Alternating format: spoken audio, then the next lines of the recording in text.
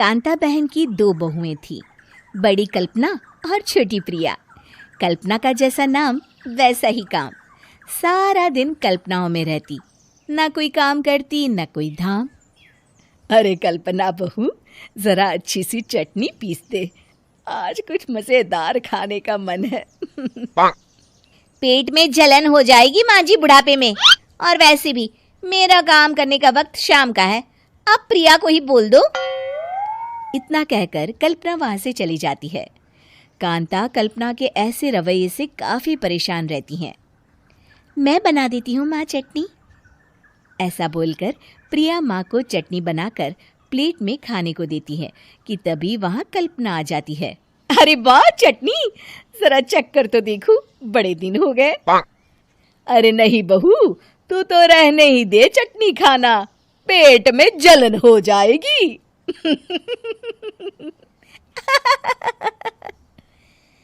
इतना कहकर कांता और प्रिया दोनों हंसने लगते हैं। कल्पना सारा दिन या तो मोबाइल में यूट्यूब देखती या फिर सोती रहती। उसका कमरा भी बिखरा और गंदा रहता। एक दिन कल्पना का पति अशोक उससे कहता है, अरे कल्पना, जानवर भी उस जगह को साफ कर लेता है जहां वो बैठता है, तुम तो इंसान हो, कैसे इतने गंदे कमरे में रह लेती हो? देखो सारा सामान यहाँ वहां बिखरा पड़ा है। ज्यादा अपनी माँ का बोल ना बोलो। हाँ, कमरा तुम्हारा भी तो है, गंदा लग रहा है तो साफ कर लो। पता नहीं तुम्हारे साथ मैं कैसे जिंदगी बिताऊंगा। इतना कहकर अशोक वहां से चला जाता है। कल्पना बस खाना खाने कमरे से बाहर आती और फिर से कमरे में चली जाती। इससे कांता बहन काफी परेशान रहती।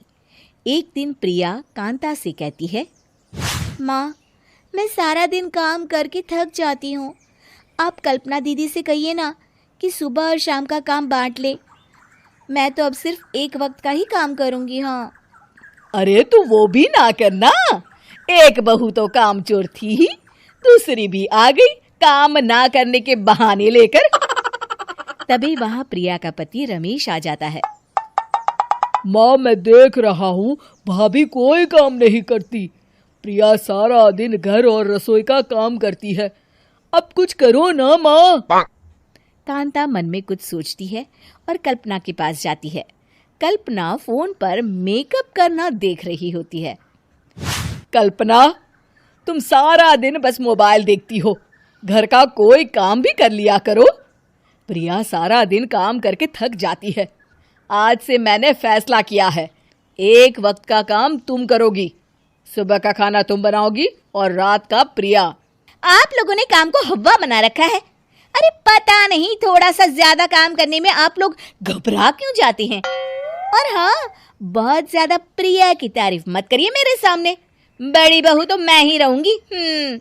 मैं कुछ नहीं जानती, कल सुबह मुझे वक्त से खाना चाहिए, रसोई में आ जाना, वरना कल से तुझे खाना नहीं मिलेगा।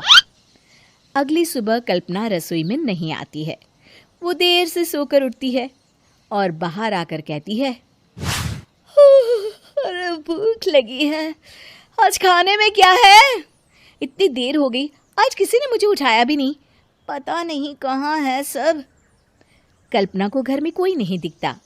वो रसोई की तरफ जाती है जहां बड़ा सा ताला लगा होता है। अरे रसोई में ताला! ओ, मैं तो भूल ही गई थी, माँ ने आज से सुबह का खाना मुझे बनाने को कहा था। हे भगवान, इतने लोगों का खाना बनाना क्या आसान है? तभी घर के सारे सदस्य बाहर से वापस आते हैं। वाह माँ जी, मजा आ गया छोले भटूरे खाकर। मेरे मुंह में तो अभी भी स्वाद आ रहा है। अरे कल्पना, तेरे भरोसे रहते तो हम तो भूखे ही रह जाते। कल्पना को बहुत गुस्सा आ जाता है। अब बहुत हो गया, आज से मैं अपनी रसोई अलग कर रही हूँ, मैं अपना खाना खुद बना लिया करूंगी। कल्पना अपनी रसोई अलग कर लेती है, पर आए दिन उसका देर से उठना और काम न करने की आदत से वो भूखी ही रह जाती थी। उसी के सामने घर के लोग अच्छे अच्छे पकवान खाते और कामचोर कल्पना को जैसे तैसे ही खाना बनाकर खाना पड़ता। पर एक दिन तो हद ही हो गई। माँ, दीदी आज सुबह से कमरे से बाहर नहीं निकली, हमें जाकर देखना चाहिए। सो रही होगी कामचोर कहीं की, पर तुम कहती हो तो चलो देख लेते हैं उसे। कल्पना कमरे में पेट पकड़कर बैठी होती है। हाय मेरा दर्द पेट दर्द के मारे मर रही हूं मैं।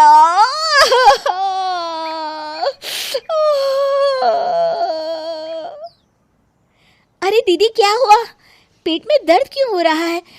डॉक्टर को दिखाया आपने? माँ। कल्पना खड़ी होती है और माँ जी के पास आती है। मुझे माफ कर दीजिए, अब से मैं सारे काम में मदद करूंगी, कभी आलस और कामचोरी नहीं करूंगी। हाँ हाँ वो तो ठीक है, लेकिन अचानक क्या हो गया जो तू काम करने को तैयार हो गई? कामचोर कल्पना। माँ, लगातार बासी और उल्टा पुल्टा खाना खाने के कारण मेरे पेट में इन्फेक्शन हो गया है। काम न करना पड़े इसलिए मैं 2 दिन का खाना एक दिन ही बना लेती थी। बासी और खराब खाना खाने के कारण लेने के देने पड़ गए। पेट में दर्द हो रहा है। चलो अच्छा हुआ, देर आए दुरुस्त आए।